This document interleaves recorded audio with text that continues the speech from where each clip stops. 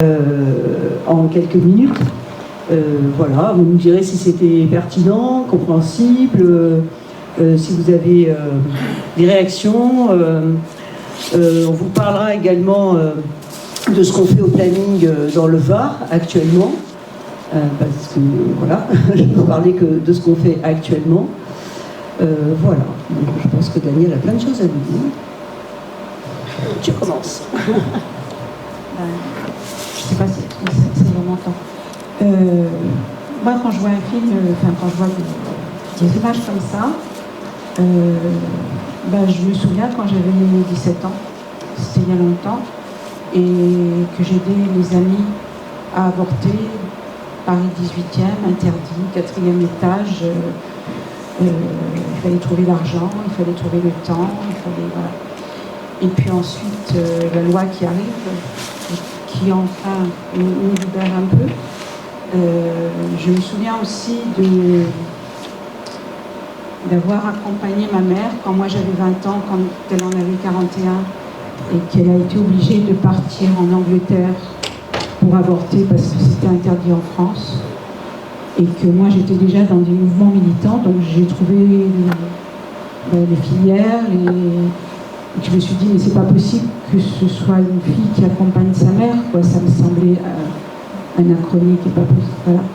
Et je pense que mon militantisme, il est né dans ces années-là et pour ces causes-là. Après, on grandit, on a des enfants, on a des IVG, on sait ce que ça veut dire que d'avoir des IVG, même quand on fait attention, qu'on a la contraception, etc. S'être battu pour la contraception, ça a été fondamental. Mais on sait qu'une femme sur 3 qui a une IVG, c'est une femme qui est contraceptée. Ça veut dire que c'est une contraception, ma foi, c'est pas une science exacte. Des fois, moi je demande toujours aux gens qui sont stigmatisants comme ça, est-ce que vous accepteriez, sans oublier un seul soir de vos 17 ans à vos 50 ans, de prendre une pilule, sans l'oublier jamais? C'est pas évident, hein. Il y a des conditions qui font qu'on peut l'oublier. Voilà, c'était juste pour un peu poser les raisons pour lesquelles je suis au planning depuis quelques années, et les raisons pour lesquelles c'est pas fini d'être au planning à mon avis, puisque là-bas on a une carte de l'IVG dans le monde, et il y a des endroits où ça se rétrécit encore, hein, et que ça peut arriver à tout moment qu'on nous interdise le droit, malgré ce qui a été fait cette année d'inscrire l'IVG dans la Constitution. Ce qu'on n'a pas inscrit dans la Constitution, c'est la durée de l'IVG. Donc si un jour quelqu'un veut, par hasard, ramener le droit à l'IVG à 3 semaines, pourquoi pas? Et du coup, qu'est-ce que ça veut dire? Ça veut dire qu'on repasse dans l'illégalité pour plein de choses. Voilà, mais je ne vais pas parler toute la soirée. Nous, on fait donc beaucoup d'interventions dans les lycées et les collèges par rapport à l'éducation aux sexualités. On intervient également auprès des dames qui sont demandeuses d'asile pour leur apporter justement les moyens non seulement les moyens d'une sexualité et d'une contraception, mais pour écouter aussi ceux par lesquels elles sont passées et qui sont souvent liés à des viols, des choses comme ça. On intervient dans les CHRS, on intervient dans une association, Archaos, qui est une association qui accueille les personnes en grande précarité, et en particulier les femmes en grande précarité. Qu'est-ce que j'oublie? On intervient dans les IME auprès de personnes porteuses de handicap. Qu'est-ce que j'oublie, les filles? Il y a plein de militantes ce soir ici. Alors aidez-moi. Oui, elle a oublié un petit peu. C'est l'émotion. Alors, au quotidien, il y a des permanents. On n'a pas dit où on se trouvait. Donc, le planning familial varois se trouve au 5 avenue Colbert, à 2 pas de la gare routière. Et on est ouvert tous les jours. On accueille les personnes sans condition, hein, c'est la base, ce sont les principes du planning, sans condition, sur rendez-vous ou sans rendez-vous, pour des entretiens avec des conseillers, conseillères conjugales et familiales, et puis 3 fois par semaine des consultations médicales, donc médecins, sages-femmes, qui accueillent des personnes, soit pour l'accès à la contraception, le conseil à la contraception, mais aussi toutes sortes de questions, et aussi, bien sûr, pour nous ça paraît évident, mais nous avons l'autorisation de pratiquer les IVG médicamenteuses au planning, voilà, dans le délai légal, c'est-à-dire 7 semaines de grossesse.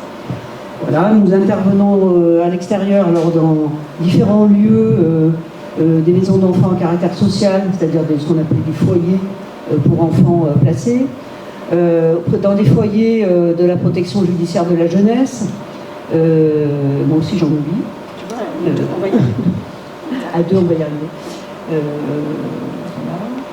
Oui, les IME, c'est une grosse... c'est pas... comment dire, c'est quelque chose qu'on méconnaît, mais c'est le problème de la question de la sexualité des personnes handicapées qui vivent en milieu fermé. Donc c'est quelque chose qui n'est pas... c'est difficile pour elles et eux, mais aussi difficile pour les personnes qui les encadrent. Voilà, donc on a aussi des séances de sensibilisation des professionnels, que ce soit les professionnels qui interviennent auprès des personnes handicapées, mais aussi qui interviennent auprès des jeunes dont je parlais tout à l'heure, qui sont dans des milieux fermés, voilà, parce qu'ils ne sont pas formés, ils ont fait des études souvent d'éducateurs spécialisés, et la sexualité, c'est quelque chose qui n'est pas, c'est pas important, a priori, toujours en 2025. Voilà.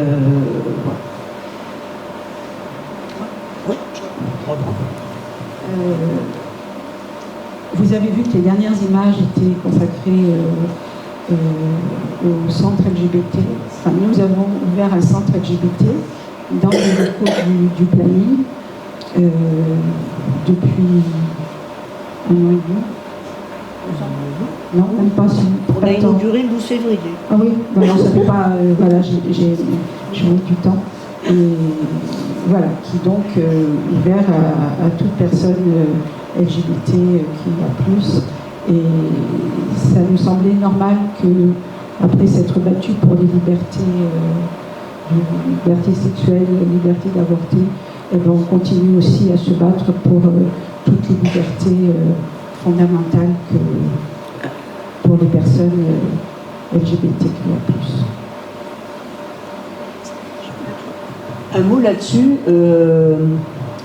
il nous a été parfois dit, reproché, que le planning finalement s'occupe des personnes LGBT, mais après tout, c'était pas notre rôle, que nous on est là pour s'occuper de contraception et voilà, éventuellement d'IVG.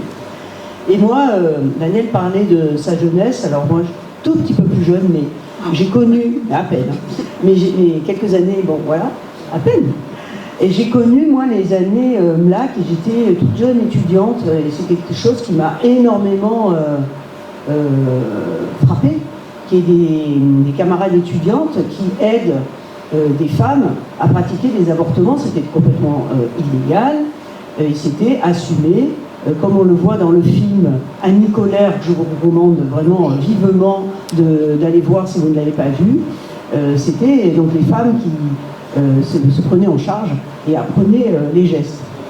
Et ça se passait à Aix-en-Provence, j'étais étudiante à Aix, et en même temps qu'il y avait ces mouvements, ce mouvement du lac et ces groupes, il y avait aussi des mouvements de libération, on appelait ça, il y avait le Front homosexuel d'action révolutionnaire, donc c'était lié. Et là je parle d'un temps, voilà, c'était dans les années 75, c'était lié. Et ça m'a beaucoup impressionné. Je ne m'étais jamais posé la question, mais c'était toujours la défense des droits humains. Voilà. Donc il n'y a rien de... on a continué sur la lancée des luttes féministes depuis des décennies et des décennies. Voilà. Et ce centre LGBT, oui, il a été inauguré le 12 février. En fait, il est actif, c'est une inauguration officielle, il est actif depuis le mois de septembre. Voilà, et c'est un lieu, il y a peut-être des personnes ici qui auront envie d'intervenir pour expliquer un petit peu pourquoi c'est important d'avoir un lieu, un centre LGBT. C'est le premier du Var, et c'est le 4e de la région. Voilà.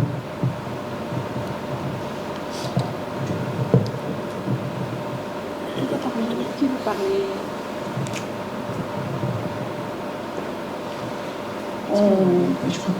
Je ne sais pas ce qu'on a oublié. Qu'est-ce qu'on a oublié?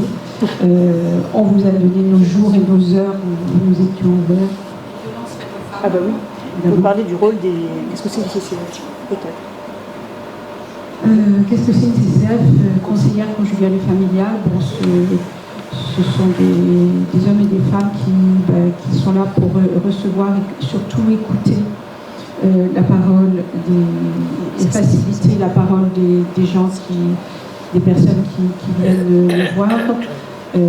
Alors le nom conseiller conjugal et familial, moi c'est ma formation, entre autres.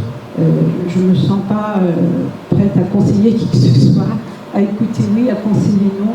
Laissons aux gens la liberté et on les aide dans leur cheminement, dans leur démarche éventuellement. Et on se bat beaucoup contre les violences faites aux femmes. Ça fait aussi partie du rôle du planning familial varois et national, de lutter contre les violences faites aux femmes.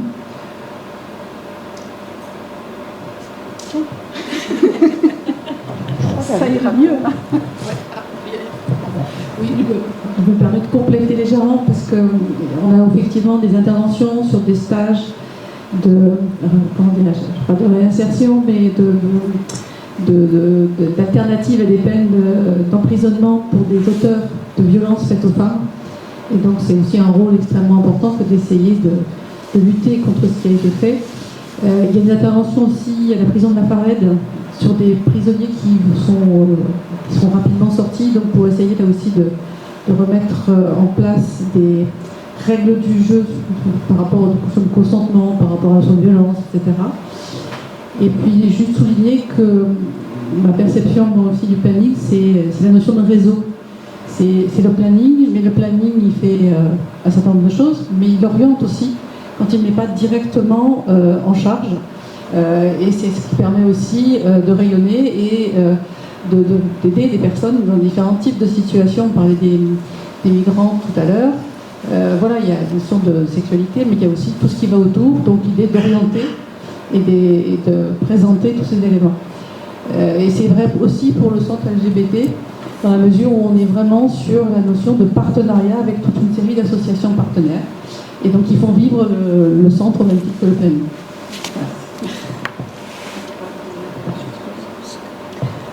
Oui, alors 2 mots sur les interventions scolaires. Donc nous intervenons, nous sommes très demandés d'ailleurs, des interventions en milieu scolaire, collège et lycée, généralement à partir de la 5e, jusqu'en première, parce que terminale c'est un peu compliqué, on passe le bac. Et tout le monde sait que, n'est-ce pas, les enfants, les élèves, depuis, sur toute leur scolarité, depuis 2001, ont 3 séances d'éducation à la vie affective, relationnelle et sexuelle pour les plus âgés, mais que ça n'a jamais été appliqué, faute de programme, depuis 2020. Voilà. Donc ça fait des générations d'élèves qui n'auront jamais eu d'éducation sexuelle. Voilà. Donc là, il y a une loi un programme qui a été négocié pendant des mois et des mois entre ministères, différentes organisations enseignantes, enfin professionnelles, syndicales, etc. Ils sont arrivés à écrire un programme. Bon, on en parlera peut-être tout à l'heure, donc je ne vais pas m'étendre. Mais par contre, je peux dire ce qu'on fait maintenant, tant que le programme n'est pas appliqué, puisqu'il va être appliqué en septembre. Donc, qu'est-ce qu'on fait, nous, depuis 2001 ? enfin moi, hein, le planning de Prix-Mélin, explique, et d'autres associations d'ailleurs, interviennent dans les établissements scolaires, à condition que les chefs d'établissement soient d'accord. C'est obligatoire. Alors, oui, c'est obligatoire, voilà, mais ça ne se fait pas. Ou alors, c'est fait, on dit, oui, mais l'infirmière, elle a parlé de la pilule, c'est bon. Je caricature à peine, hein, mais à peine, vraiment à peine. Alors, bien entendu, c'est pas que ça. Tout à l'heure, Sylvie a parlé du consentement, les violences, on intervient sur les stéréotypes de genre, voilà, parce qu'on n'en est pas sorti de ça. Hein.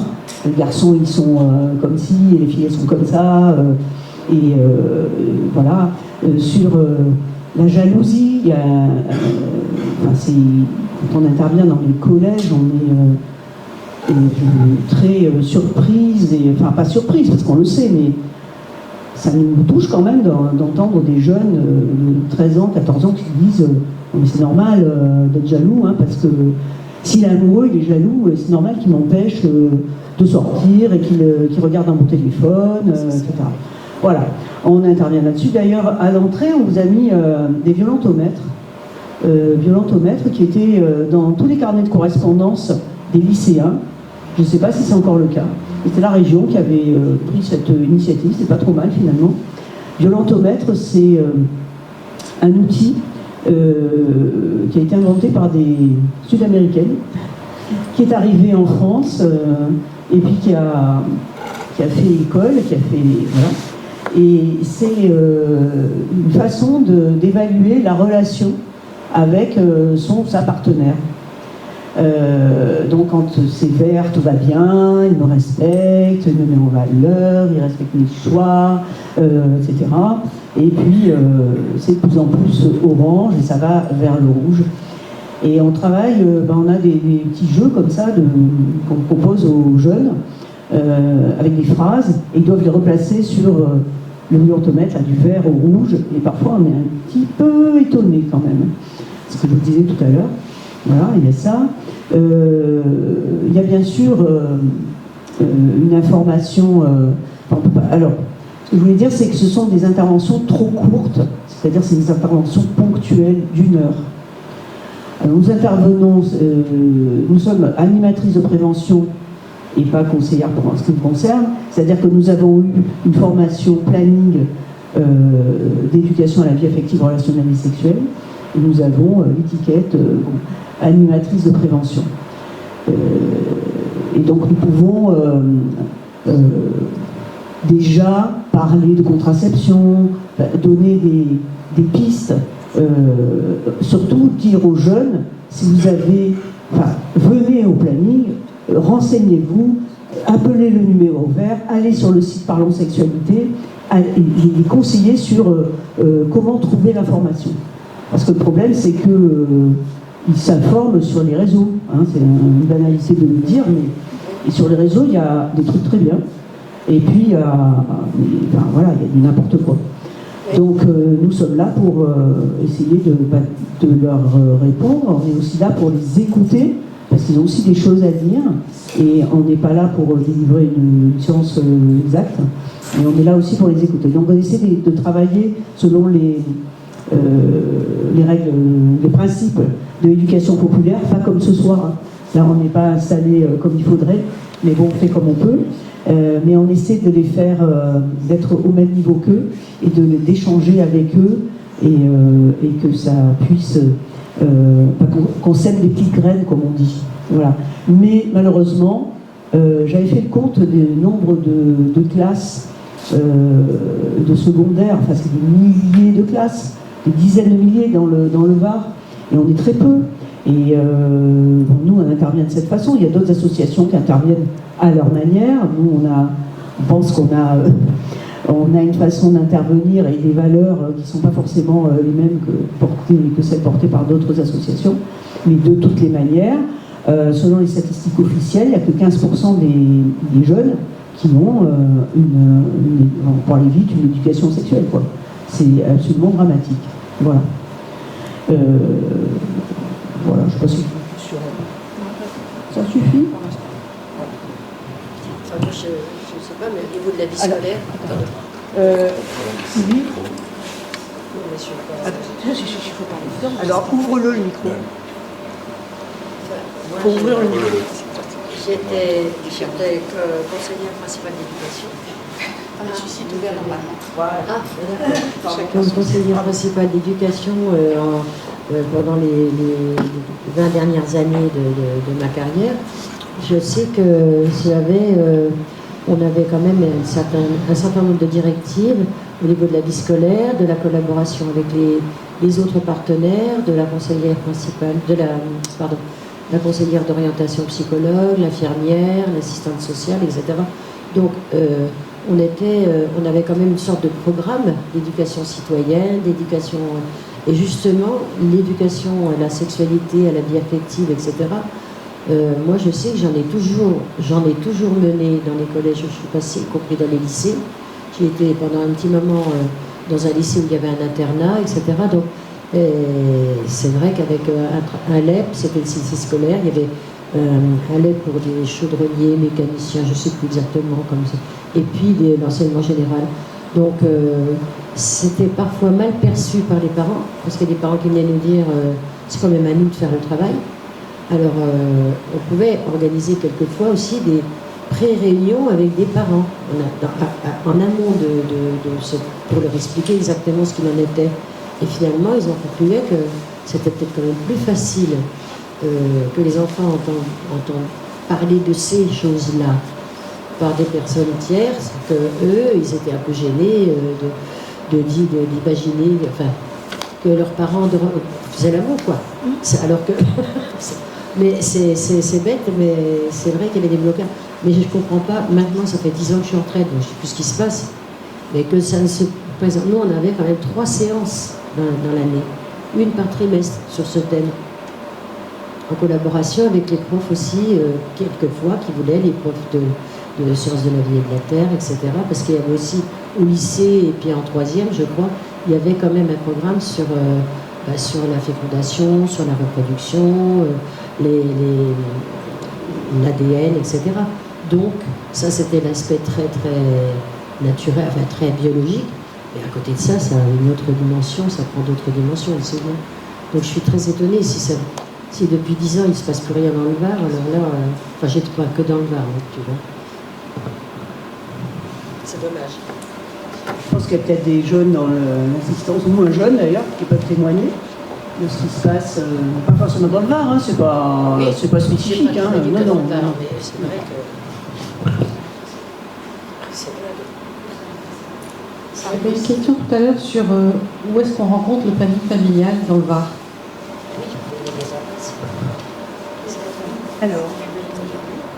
Alors, où est-ce qu'on rencontre le planning familial? Malheureusement, nous sommes à Toulon, comme je l'ai dit, au 5 avenue Colbert, à côté de la gare. Ensuite, et après, ce sont des permanences, mais c'est ponctuel. On n'a pas d'autres antennes, malheureusement. Il n'y a pas d'antenne à Draguignan, il y a pu y en avoir par le passé, il n'y en a plus.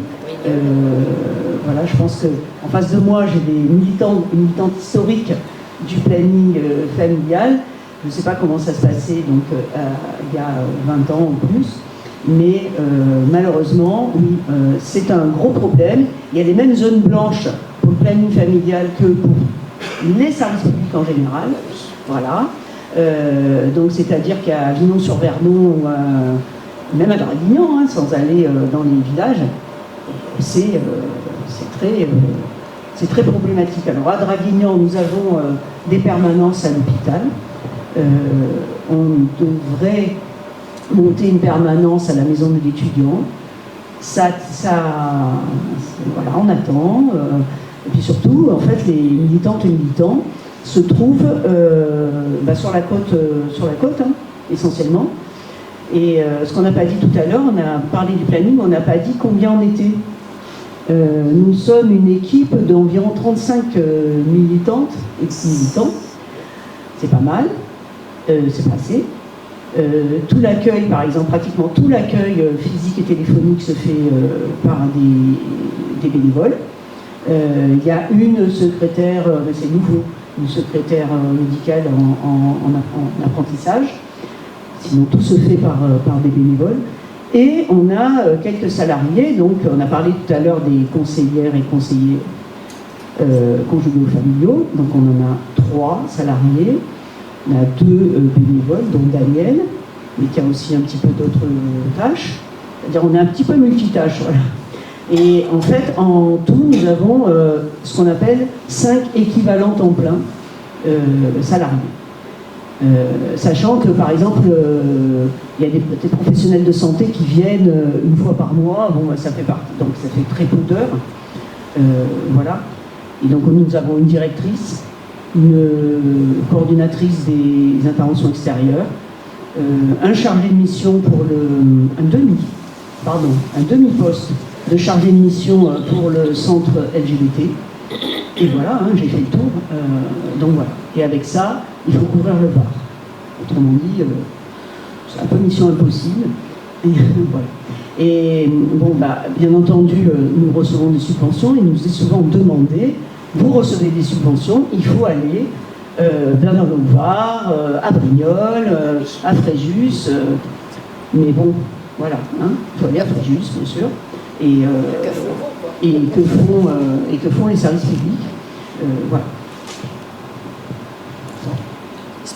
Peut-être juste pour compléter, on n'est pas physiquement présent sur l'ensemble du département, mais au travers du site Parlons Sexualité et du numéro vert qui est disponible à la fois par téléphone et par chat, toute personne dans le Var peut être directement reçue téléphoniquement par un conseiller ou une conseillère conjugale et familiale et orientée vers des professionnels, je dirais planning friendly, c'est un peu ça, qui peuvent justement prendre en charge des personnes, que ce soit pour des problématiques de contraception ou d'IVG, souvent le plus urgent, c'est malheureusement ça. Et donc, c'est une mutualisation, c'est une plateforme de mutualisation de tous les plannings familiales en France. Donc, systématiquement au téléphone, vous êtes reçu par un conseiller conjugal, une conseillère conjugale et familiale, et avec un réseau de professionnels locaux, une sorte de base de données sur lesquelles ils peuvent s'appuyer pour orienter, quel que soit le conseiller, la localisation du conseiller ou de la conseillère qui reçoit l'appel. Voilà. Et le planning du Var, bien sûr, contribue à cette plateforme avec des permanences faites par nos propres conseillers à leur tour avec l'ensemble des autres plateformes. Rien à rajouter. Si, il y a 2 questions. Il y a rien. Je commence par là. Le plus près. C'est pas tout à fait de question, c'est plutôt un constat. Moi, je suis dans le monde de la précarité avec les Restos du Cœur, tout simplement. Et on a constaté effectivement qu'un grand nombre de personnes seules ont une situation monoparentale, et issues donc de cette précarité, de ce manque d'information. Et ça, c'est un premier constat. Il y a aussi l'aspect culturel aussi. Et là c'est assez difficile, quand on parle avec eux, de les convaincre et d'assumer cette situation du nombre d'enfants, puisque j'ai eu une période il y a très longtemps de ça, 21 ans, la première 5e, donc c'était compliqué donc de discuter avec eux. Et puis pour conclure, c'était cet effet de déplacement des populations précaires vers le Haut-Var. Donc c'est loin de tout. Et donc là, ça devient très compliqué ensuite de pouvoir les atteindre et de discuter avec eux. Donc c'est un constat de déplacement de cette précarité. Et dans le monde de la précarité, le problème de l'avortement, de petites chevalettes sont très difficiles à aborder.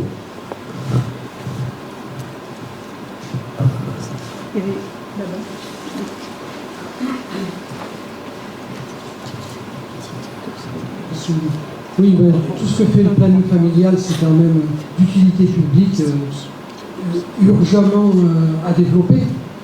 Après, c'est vrai que les personnes, je pense aux jeunes femmes qui sont confrontées à un problème de grossesse et de questionnement sur ce sujet-là, leur premier interlocuteur, c'est leur docteur de famille. Voilà. Donc, est-ce que vous avez des actions, des sensibilisations en direction des docteurs? Et parce que je suppose qu'à partir du moment où vous avez le droit de pratiquer l'avortement médicamenteux, il reste l'avortement tout court. Et donc vous avez besoin aussi d'un réseau de docteurs qui sont au clair sur cette question-là pour mettre en pratique le droit à l'avortement. Et donc, quelle est la réalité actuellement dans le personnel, je dirais, de santé, que sont les docteurs de famille, qui sont les premiers interlocuteurs en général? Où en est la situation de ce côté-là? Est-ce qu'il y a des choses à faire? Alors, malheureusement, alors médecin de famille, on va dire médecin traitant. Bon, alors, j'ai plus les chiffres en tête sur le nombre de personnes qui n'ont pas de médecin traitant, mais c'est voilà, c'est massif. C'est massif. Hein. C'est un problème qui est relevé par l'autorité de santé, voilà. Alors, le premier, souvent, donc, surtout les personnes jeunes n'ont pas de médecin traitant. Je ne parle pas de personnes qui sont très intégrées, très insérées dans la société, que les parents encadrent, et puis si elle se retrouve, une fille se retrouve enceinte, elle vient, bon voilà, elle est soutenue par la famille, je ne parle pas de ça, je parle des personnes qui sont plus précaires, comme disait monsieur, elles n'ont pas de médecin traitant. Voilà. Alors qu'est-ce qu'elles font? Eh bien, elles vont, alors les jeunes vont beaucoup sur Internet. Hein. Voilà. Alors, à ce sujet, si on cherche IVG sur Internet, on a quand même encore beaucoup de chances de tomber, ou de risque plutôt, de tomber sur des sites de désinformation. Sachant que c'est un délit, hein. C'est un délit, ça tombe sous le coup de la loi, mais ils existent quand même, ces sites. La loi prévoit hein, de réprimer la désinformation. Mais voilà, donc elles vont sur les sites. Bon, si elles ont de la chance, elles tombent sur le site dont on parlait tout à l'heure, Parlons Sexualité. Il y a aussi le site gouvernemental qui s'appelle ivg.gouv.fr. Donc là, quand même, on a des informations précises. Après, c'est toujours pareil. Comment une personne qui est éloignée, qui est isolée, qui n'a pas les outils, je sais pas, les outils intellectuels, l'entourage, comment elle fait pour se renseigner? C'est la question. Alors, ensuite, quand j'ai dit tout à l'heure que le planning pratiquait les IVG médicamenteuses, donc évidemment, ce sont des médecins ou des sages-femmes qui ont suivi une formation spécifique, qui font partie d'un réseau avec en particulier l'hôpital de Sainte-Mus, et les protocoles sont révisés régulièrement. Nous sommes on a ce qu'on appelle un centre de santé sexuelle, c'est comme ça que ça s'appelle, qui seul autorise à pratiquer les IVG médicamenteuses. Quand, alors c'est 80% de mémoire, 80% des IVG actuellement sont des IVG médicamenteuses. On pourrait se demander d'ailleurs si c'est une bonne nouvelle, parce que c'est pas forcément très cool de faire une IVG médicamenteuse, mais bon, ce sont les chiffres, voilà.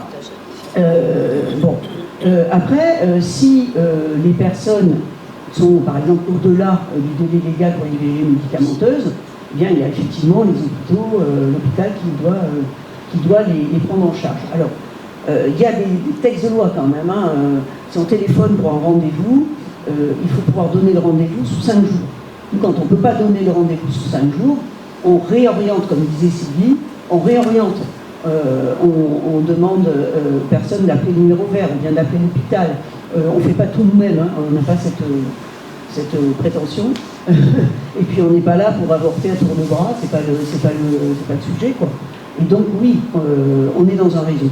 Alors simplement, il faut rappeler que la constitutionnalisation de l'IVG, elle n'a pas enlevé la double clause de conscience des médecins, donc ils peuvent toujours refuser de pratiquer l'IVG.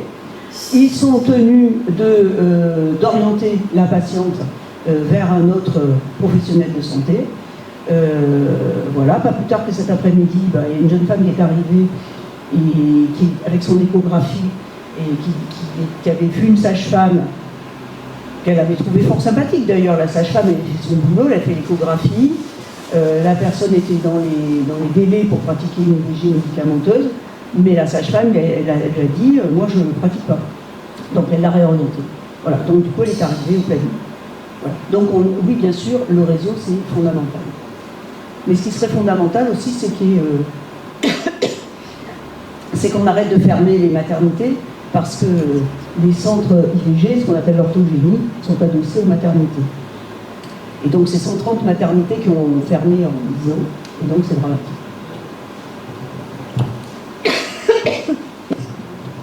Merci. Je voudrais aller dans votre sens et souligner l'importance du réseau. Donc, je me présente, parce que sinon ce que je veux dire n'a pas de sens. Je suis un ancien médecin gynécologue du planning. Je suis un vieux, retraité, 77 ans, qui a travaillé jusqu'à l'âge de 75 ans dans mon cabinet. Mais comme je m'ennuyais un peu, j'ai décidé de reprendre des consultations, et bien que je sois très laïque, je me suis dit, tiens, Promo Soins, ils sont sur le terrain, c'est peut-être pas mal. Et Promo Soins fait partie, donc, dépend du diaconat du Var. Donc, clairement. Et ma première surprise, en ouvrant la porte, c'était de voir un grand panneau sur le planning familial.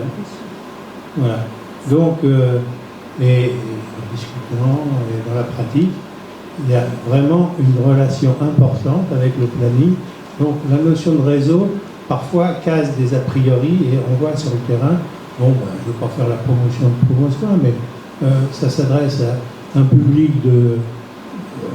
souvent en pleine illégalité, des demandeurs d'asile, des gens qui ne parlent pas forcément français, ils font des maraudes de la nuit, ils ont quand même une structure importante avec des lieux d'hospitalisation importants.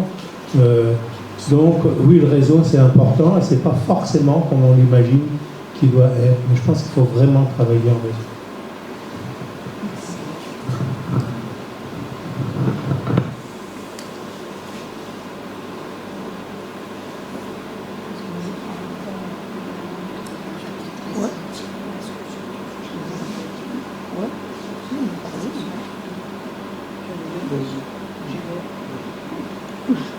Oui, pardon.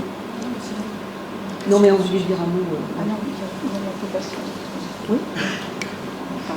On en parle après. Pardon. Oui. Peut-être une suggestion. Maintenant, avec les Doctolib, on peut faire de la consultation par Internet avec visio. Est-ce que dans ce domaine-là, ça ne pourrait pas se développer aussi, justement, on parle des personnes éloignées, de mettre en place, je ne sais pas si c'est faisable, si vous en avez les moyens aussi, c'est pas le moyen, de mettre ça en place.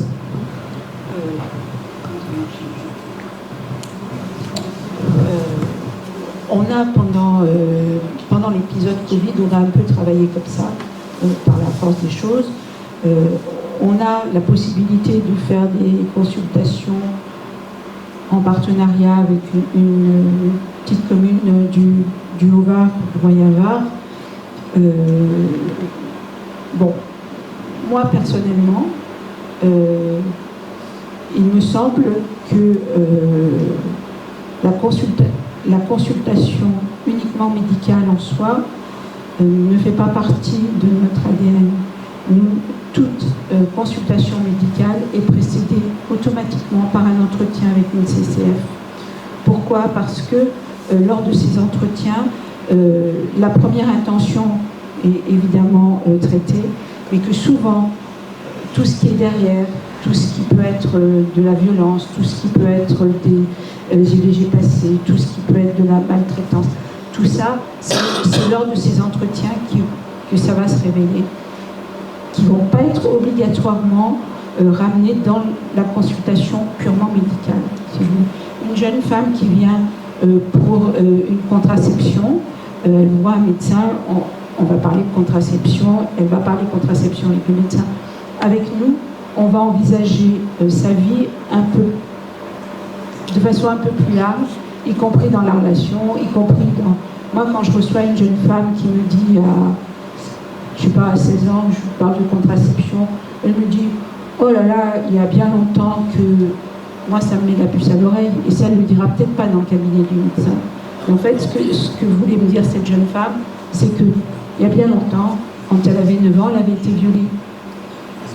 Et C'est parce qu'on prend le temps de parler, c'est parce qu'on est un autre contexte, qu'on n'est pas médecin, qu'on peut avoir, mais qu'on est professionnel, qu'on peut avoir ce genre d'intervention. Donc, ça peut être un dépannage, hein, les consultations en vidéo, etc. Nous, on est vraiment aussi dans le contact, dans l'endroit où on peut parler.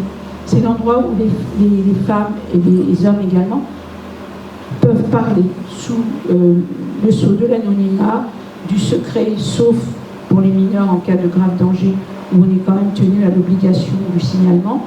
Mais autrement, c'est l'endroit de la parole aussi, le planning. Ce n'est pas l'endroit uniquement d'une distribution ou de contraceptifs ou d'IVG. C'est l'endroit d'une parole. J'entends bien, c'était plus la distance. J'aimerais rajouter un petit truc sur... Prends le micro. J'aimerais juste rajouter une petite chose sur en fait, effectivement, être en visio. C'est mon point de vue de jeune fille. Après, j'ai été dans une famille très saine, donc voilà. Mais c'est vrai que le problème aussi de la visio, c'est que où est-ce qu'on fait la visio en tant que patiente, en tant que jeune fille, en tant que jeune garçon, où est-ce qu'on l'a fait? Et c'est souvent dans le domicile familial. Et s'il y a violence dans le domicile familial, il pouvait y avoir en fait de visio sereine. Et la parole n'est pas libérée. D'ailleurs, c'est pour ça qu'il y a eu des gestes pendant le visio qui ont été développés. Ce geste-là, qui est le symbole de la violence. Donc c'est vrai que la visio serait une bonne alternative, mais en fait, je pense dans le concret, c'est très compliqué quand même. Même s'il y a des téléphones portables qui sont quand même plus accessibles maintenant. Je rajouterais qu'il y a maintenant des pharmaciens qui mettent des cabines en place de téléconsultation comme ça. Donc pourquoi pas un réseau de pharmaciens qui développerait cette pharmacie. J'ai un autre pharmacien a mis en place une cabine en vidéo. Donc c'est quand même un petit confessionnal. C'est fermé, il est tout seul et il y a une communication. Ça résoudrait peut-être le problème de la distance, puisque on a un immense département, le Var, hein. Donc peut-être qu'il y a des pharmaciens qui seraient équipés, qui permettraient de faire un relais, premier contact. Et après. Ça peut faire partie de développement futur pour l'instant, avec ce qu'on a entre les moyens. Voilà, on a déjà fort à faire pour rien. On est ouverte à toutes les propositions et tout, mais vous savez comme moi que c'est une question de sous, de bras et de temps, et tout ça fait que on a beaucoup développé de choses sur Toulon depuis quelques années. Il faut le reconnaître. On est sollicité sur beaucoup de plans, comme on l'a dit tout à l'heure. Et mais on prend toutes les bonnes volontés qui veulent venir nous aider. Effectivement, le département du Var est immense et on regrette énormément de ne pas pouvoir être partout. Mais on ne peut pas pour l'instant.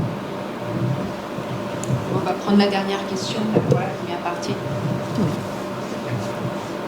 Oui, vous venez de parler de sous et Françoise a parlé de subventions. Donc, qui vous subventionne et quel est le budget annuel du planning familial Leroy? En gros, qui vous subventionne? Alors, c'est d'abord les services de l'État quand même. La délégation aux droits des femmes, donc c'est l'État, voilà, en grande partie.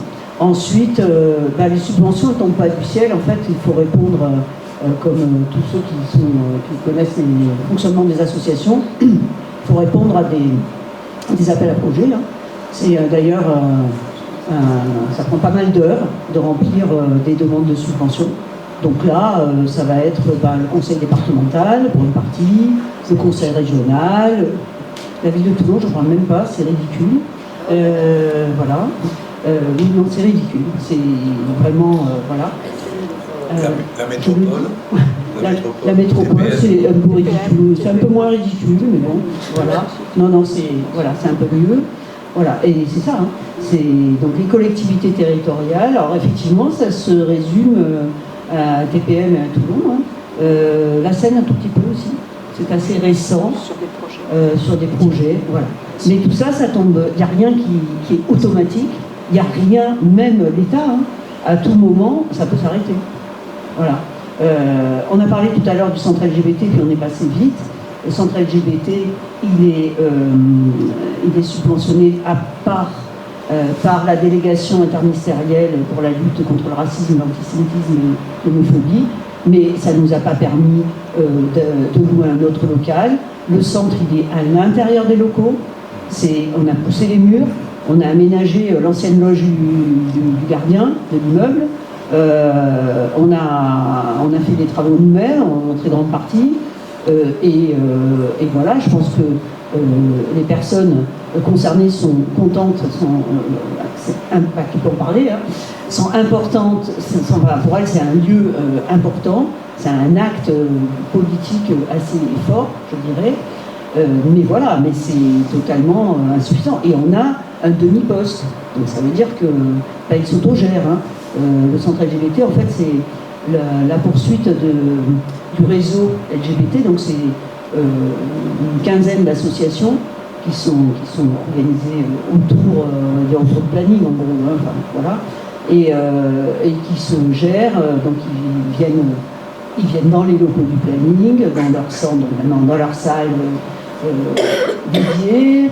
On peut domicilier des associations, etc. Mais on travaille avec des bouts de ficelle quand même. C'est des petits budgets. Après, le budget global, c'est tout, c'est quoi?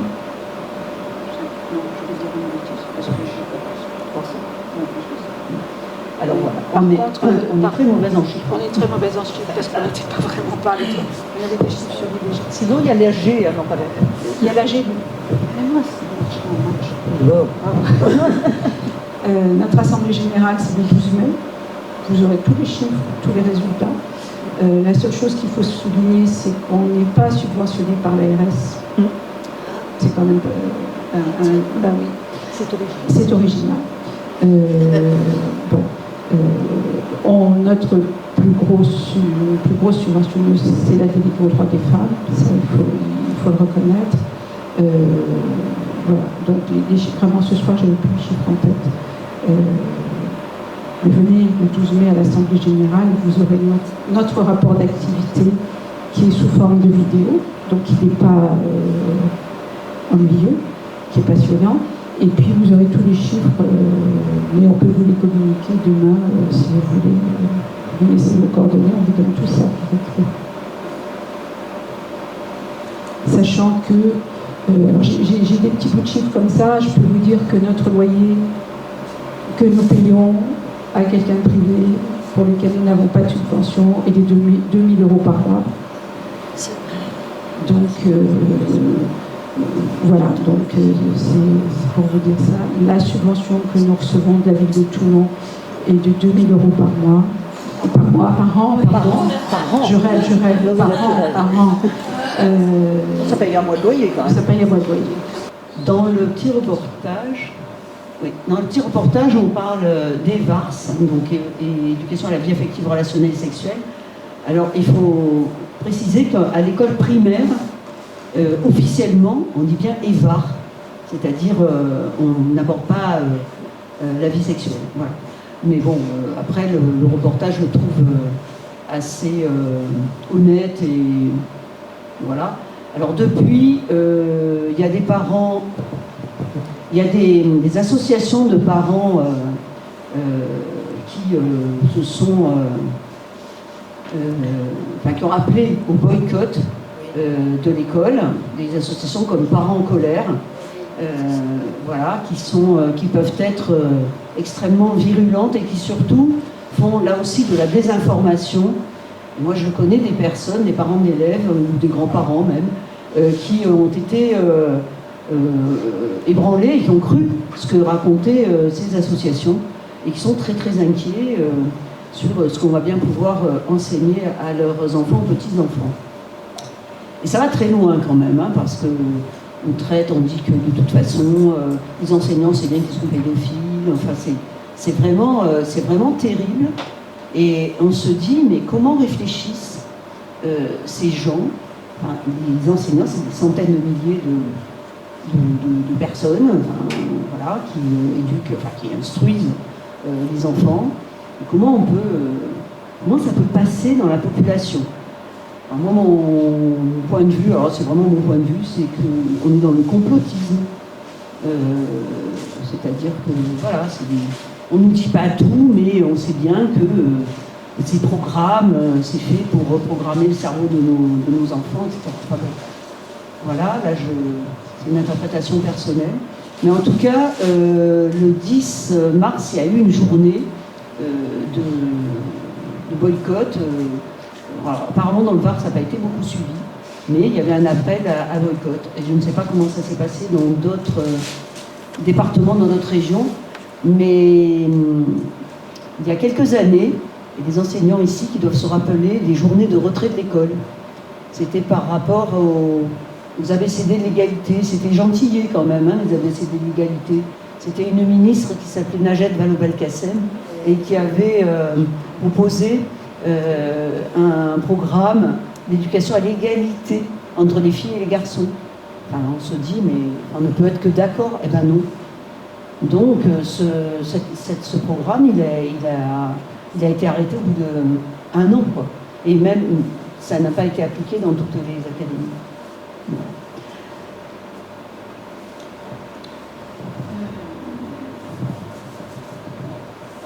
Quand on reçoit souvent des jeunes filles en consultation et qu'on leur demande comment elles ont fait pour arriver au planning familial, très souvent elles disent « Ah, mais c'est parce que vous êtes venus, je me souviens, à un moment donné, vous êtes venus dans une classe. » Alors elles n'avaient peut-être pas retenu tout ce qui avait été dit ce jour-là, mais au moins elles avaient repéré le nom et c'était important qu'elles puissent avoir entendu ça et qu'elles se souviennent qu'elles pouvaient venir nous voir en toute tranquillité, en tout anonymat et sans avoir l'accord de leurs parents. Je le dis parce qu'il faut que ça se sache.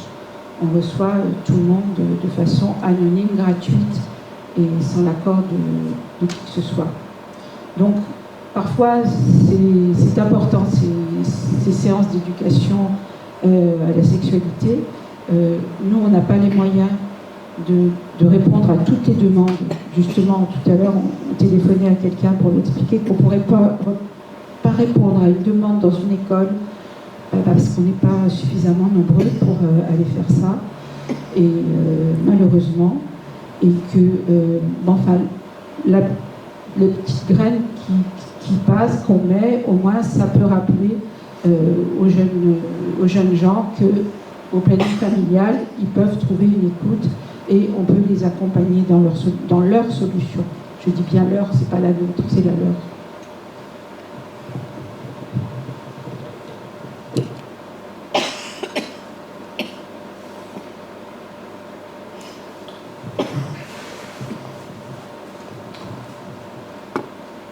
J'étais assez heureux de revoir Gisèle Halimi tout à l'heure et surtout de l'entendre dire on ne milite pas pour l'avortement. L'avortement, je crois que ces mots, c'est le dernier recours. Et Simone Veil, quand elle a défendu sa loi, elle a bien dit c'est jamais de gaieté de cœur qu'une femme envisage d'avorter. Donc, ma question, elle est dans votre activité, quelle est la part consacrée à la diffusion des différents moyens de contraception? Quelle est la part où vous vous occupez d'avortement, qu'il soit médicamenteux ou chirurgical? Et quelle est la part que vous consacrez à la défense des sexualités différentes, LGBTQIA+, etc.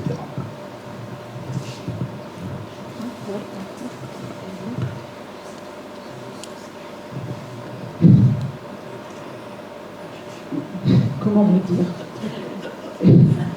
Vous me demandez encore des chiffres.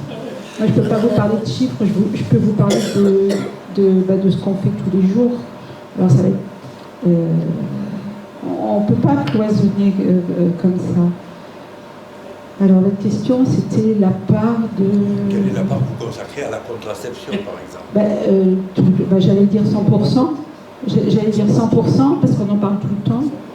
On parle de contraception dans les collèges, dans les lycées, dans les entretiens qu'on a. Partout, on va parler de contraception. On ne va pas en parler de façon... je ne vais pas venir ici et vous faire un cours sur l'avortement. Par contre, quand on reçoit des jeunes femmes, on va parler de contraception et ce qu'on va leur dire, et ce qui est pour nous le plus important, c'est qu'il n'y a pas une... Parce qu'il y a toujours... Les filles, elles arrivent souvent en demandant c'est quoi la meilleure contraception. Il n'y a pas de meilleure contraception. Il y a une contraception qui correspond à la possibilité que la jeune fille ou que la femme a de la prendre. Une jeune fille qui va être empêchée par ses parents d'avoir une contraception, eh ben, il va falloir qu'elle trouve des stratagèmes. Par exemple, si on lui dit la pilule tous les soirs, elle va nous dire oh là là, c'est compliqué. Voilà, il n'y a pas une meilleure contraception, il y a la contraception qui correspond à la demande et aux possibilités de la jeune fille pour la vivre. Vous voyez? Donc la part de la contraception, elle est permanente. La part de l'IVG, elle est quand on nous la demande. Hein, nous, on n'est pas là pour faire ce que disait Gisèle Halimi, c'est très juste. Nous, on n'est pas là pour faire la propagande de l'IVG. Par contre, quand on va parler de l'IVG, là je parle en mon nom à moi, je ne vais jamais décrire l'IVG comme quelque chose de catastrophique. Hein. Il faut entendre les femmes qui ont recours à l'IVG. Souvent, c'est difficile pour elles d'arriver à choisir cette solution. Mais après, ce qu'on entend souvent, c'est le soulagement. Hein. C'est le remerciement et le soulagement que ça apporte. Hein. On oublie nos mères et nos grands-mères par là où elles sont passées pour faire des IVG qui de toute façon se font. Dans les pays où c'est interdit, ça se fait quand même. Mais ça se fait à quel prix? Au prix de quelle souffrance? Au prix de quelles séquelles, souvent? Des choses comme ça. Donc, si vous voulez, on ne peut pas cloisonner comme ça. Et ce que je vous disais tout à l'heure, une femme qui a recours à l'IVG, souvent c'est une femme qui a une contraception qui a raté, ou qui pour une raison ou pour une autre n'a pas réussi. Donc on ne peut pas non plus dire, on n'est pas là pour dire si vous arrivez à l'IVG, c'est parce que vous n'avez pas fait de contraception. C'est pas vrai. Hein. Toutes les femmes ne choisissent pas l'IVG comme moyen de contraception. Et quoique. Moi, j'ai travaillé dans des endroits où on recevait des femmes qui étaient tziganes en particulier, qui n'avaient pas d'accès à la contraception et qui avaient recours à l'IVG assez souvent. Ça ne les rendait pas stériles pour autant, la preuve. Voilà. Après, c'est une conception, mais il faut pouvoir l'entendre. Une femme qui en était à son 7e IVG, si c'était son moyen de contraception parce qu'elle n'avait pas d'autres moyens, qu'elle le faisait dans des conditions qui étaient correctes, je ne conseillerais pas ça, évidemment. C'est pas ce que je conseille. Mais je veux dire qu'il ne faut pas non plus stigmatiser les femmes qui ont ces recours-là. Hein. Voilà, c'est ce que je veux dire. Je préfère une femme qui choisit sa contraception, qui choisit sa sexualité et qui va vivre une vie sexuelle heureuse. Il y a quand même la contraception masculine aussi. Alors oui. Hein? Est-ce qu'il faudrait peut-être leur en parler aux jeunes gens? Oui, alors... Enfin, les jeunes gens et pas que les jeunes gens. Oui. Les jeunes. En effet, là, juste devant, on nous dit qu'il y a aussi la contraception masculine. Bien sûr, il y a la contraception masculine. Alors, c'est quelque chose qui est encore assez anecdotique. Et puis c'est pas évident. Bon, il y a la vasectomie, mais ça c'est une contraception définitive, d'accord. Ensuite, le reste, bien sûr, on parle du bon vieux préservatif, hein, qui n'est pas si utilisé que ça. C'est pas que les jeunes gens ne le connaissent pas, enfin franchement, c'est pas ça. Mais il y a encore des réticences. voir des jeunes femmes qui disent ben non, moi j'utilise pas, mon copain il veut pas, C'est ça, il veut. donc voilà, je suis tombée enceinte parce que lui il veut pas, voilà, point. Donc ça c'est une violence aussi, hein. Voilà. Parce que bon, il y a eu des progrès de fait aussi de ce côté-là, et puis bon, franchement...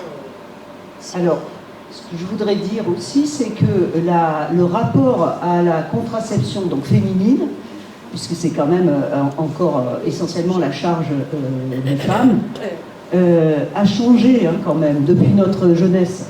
C'est-à-dire que nous, enfin, je parle pour nous, hein, voilà, quand on nous a dit qu'on a réalisé qu'on pouvait prendre la pilule, c'était voilà, c'était extraordinaire. On pourrait dire que bon, enfin, voilà. C'était aussi presque, tu prends la pilule, donc tu es obligé d'avoir des rapports sexuels.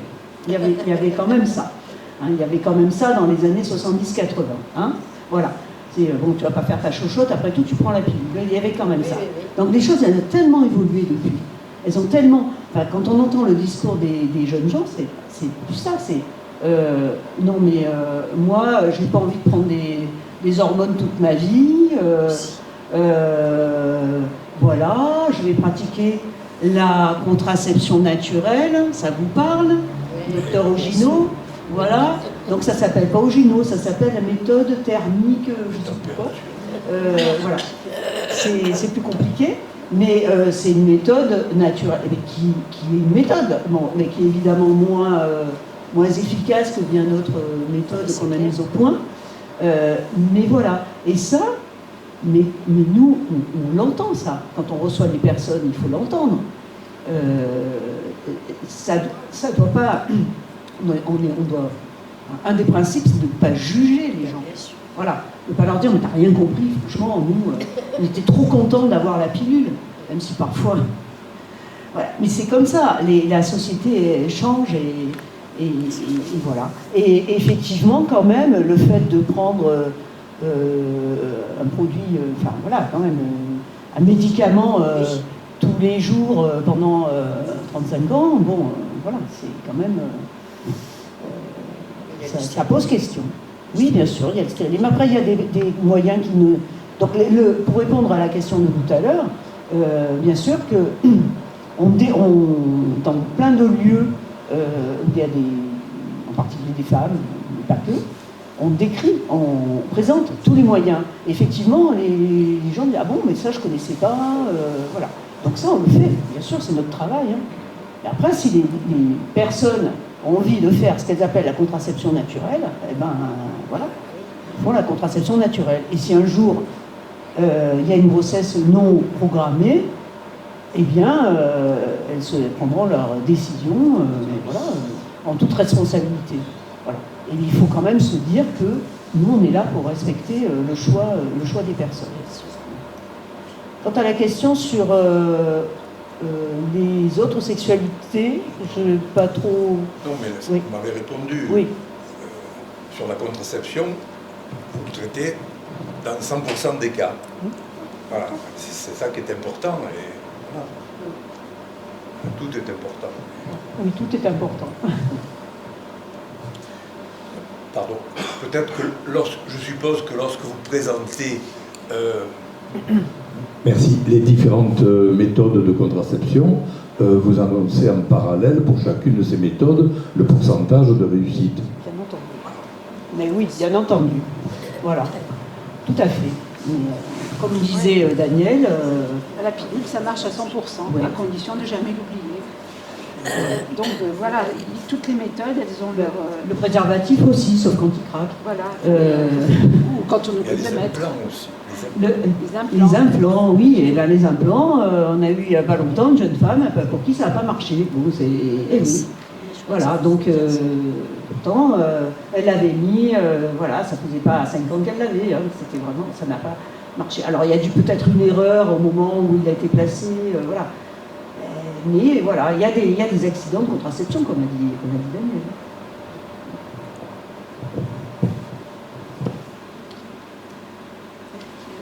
Là-bas. Ah, il y a. Ah, oui. Comme tu veux. Alors c'est à moi, Yann. Dans la présentation du programme qui va se mettre en place au sein des établissements scolaires, il y a deux choses qui ont dû m'échapper, alors je vais vous les poser sous forme de questions. La première, c'est par rapport au séquençage, c'est-à-dire au découpage par rapport à l'âge des enfants. Est-ce que vous trouvez que c'est adapté et ça correspond tout à fait à ce qui pourrait être le mieux par rapport à des personnes scolarisées? Et ma deuxième question, c'est est-ce que vous serez associé à ce programme? Alors tout à l'heure, sur la première question, ce programme, comme je disais tout à l'heure, il a été discuté, ça a duré 1 an, entre différentes instances, donc le Conseil supérieur d'éducation, il n'y a pas que des profs, hein. Il y a y compris des associations, voilà. Donc ça a été une discussion vraiment longue et vraiment se rentrer dans le détail. Et le programme, le document qu'on a montré dans la petite vidéo là, moi je l'ai eu entre les mains et il est vraiment très détaillé, c'est-à-dire année par année, hein, de l'âge de 3 ans jusqu'au bac. Voilà. Et c'est vraiment très, ça paraît, il y a consensus sur ce programme, vraiment un consensus. Il a été adopté à l'unanimité. Alors, adopté, comme dit mon ancien collègue, à l'unanimité, ce qui n'est pas courant. Voilà. Donc, bon. Donc, il est adapté. Après, est-ce que nous serons associés à la mise en place, je veux dire? À la mise en place? Bah, alors, là, c'est la grande inconnue. La grande inconnue, c'est comment on va former les enseignants, quand même. Parce que là, on leur dit, bah, ça y est, vous avez un programme, vous savez comme moi que ce n'est pas un programme de français ou de mathématiques, et encore, pour ces programmes-là, il y a des remises à niveau, il y a des réunions pour bien expliquer aux enseignants ce qui a changé dans le programme. Là, sur les VARS, là, on ne sait pas. On ne sait pas du tout, mais ce n'est pas du tout la priorité des stages éducation nationale, hein. Ça n'a jamais été une priorité. C'est vraiment quelque chose qui vient à la fin. Donc associer, nous, on serait à la limite, enfin c'est pas à la limite, on serait capable d'aller parler, aux enseignants comme on le fait avec les professionnels de santé, hein, comme on le fait avec les professionnels qui encadrent des jeunes. Mais pour l'instant, je ne peux pas répondre parce qu'on n'a pas été sollicité. Il faudrait que ça soit un temps obligatoire de la formation initiale des enseignants. Oui, tout à fait. Déjà. En tant qu'ancienne conseillère au planning, il m'est arrivé souvent, quand on reçoit les jeunes femmes qui viennent demander une IVG, alors on fait donc on a d'abord l'écoute de leurs problèmes, on discute ensemble et on est là pour donner l'endroit, l'adresse où elles peuvent aller faire cette IVG. Il m'est arrivé souvent d'avoir en retour des gens, de personnes toulonnaises que j'avais reçues qui reviennent chercher une contraception. Ils me disent, vous savez, j'ai suivi votre conseil. Je dis, ah bon, et vous avez été où? Ben, je l'ai gardé. J'ai dit, mais je ne vous ai jamais dit qu'il fallait garder cet enfant. Je vous ai donné toutes les informations nécessaires pour que vous puissiez faire une interruption de grossesse qui se passe dans de bonnes conditions. Et alors, vous savez ce qu'on me répondait? Mais oui, mais vous m'avez laissé la liberté de choix. Donc, quand on reçoit ce genre de réponse, on reste un petit peu sans voix, mais en même temps, on se dit, bon, c'est un travail pédagogique et je connais beaucoup de gens ici à Toulon qui ont pris des décisions qui n'étaient pas les mêmes que pour lesquelles elles rentraient au planning. Alors, je ne veux pas me montrer en tant que chantre de vouloir absolument garder les enfants. Je me suis beaucoup interrogée en disant, mais qu'est-ce que j'ai dit, que j'ai pu faire pour que leur décision après soit différente. Voilà. Et ça fait un travail en formation, je pense qu'on doit continuer à faire parce que ça nous interroge beaucoup.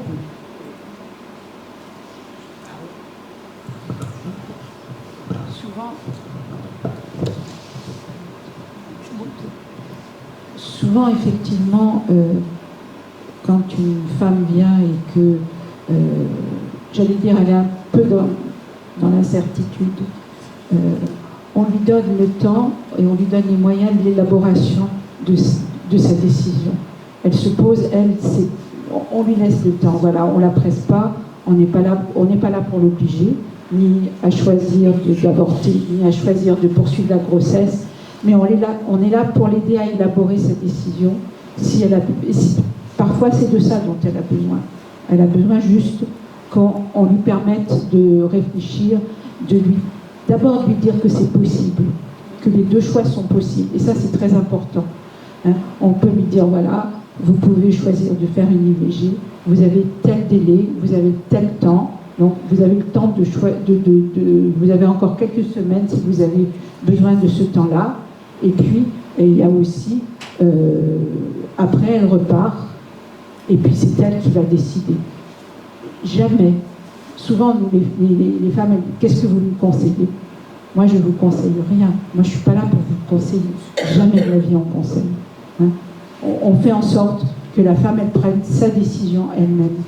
Et on lui explique. Et on voit avec elle ce qui est possible, pas possible. Voilà. Mais c'est intéressant ce que vous dites, effectivement. Oui, il y a un roman qui est sorti, je crois que ça s'appelle L'événement. Je pense que c'est Annie Ernaux qui a écrit ça. Et il a été porté à l'écran. Le film porte exactement le même titre, L'événement. Et il est passé la semaine dernière sur Arte. Donc il figure toujours, pour aller le voir, s'il y a des personnes parmi nous ce soir qui n'ont pas vu ce film, il faut absolument le voir.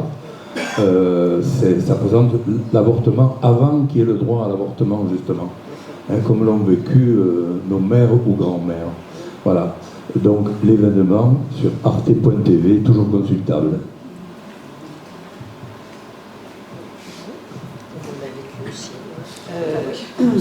À la fin d'une des séquences, là, il y a toute une série de femmes qui sont, vous avez vu, en fait c'est une bande-annonce d'un documentaire aussi remarquable qui s'appelle Il suffit d'écouter les femmes. Et on voit, à un moment, on voit Annie Ernaux, justement, et on voit Christiane Taubira. Voilà. Et après, ce sont des anonymes, hein, mais là, c'est deux femmes connues, quoi. Voilà. Et ce document, il est dur, hein, mais il est remarquable. Donc, il suffit d'écouter les femmes. C'était la phrase de... ils ont repris la phrase de Simone Veil, quoi, pendant son fameux discours. Voilà. Et donc, à voir. Et bien sûr, Annie Colère. Tout à l'heure, on parlait dans Annie Colère, le film qui retrace des bagarres, les batailles du Mlac. À un moment donné, il y a une femme qui est vraiment sur le point d'avoir son avortement par aspiration, hein, avec les militantes du Mlac, et elle dit « Non, je peux pas, je peux pas, je peux pas, non, je veux pas, non, je peux pas ». Et elle dit « Non, mais là, je peux plus changer d'avis. » Elle se sent ridicule. Je suis venue là, j'ai tout fait, je suis là sur la table et je veux. Et on me dit mais non, mais tu as le droit de changer d'avis. Donc c'est pour vraiment confirmer cette valeur mais fondamentale du droit, du droit au choix, de la liberté de disposer de son corps. Elle est non seulement d'avoir effectivement la contraception, mais aussi de porter des enfants si on le souhaite. Eh bien, si on a fini notre échange, on peut continuer à aller déguster ce que nous sommes plusieurs à avoir préparé au buffet. Et puis,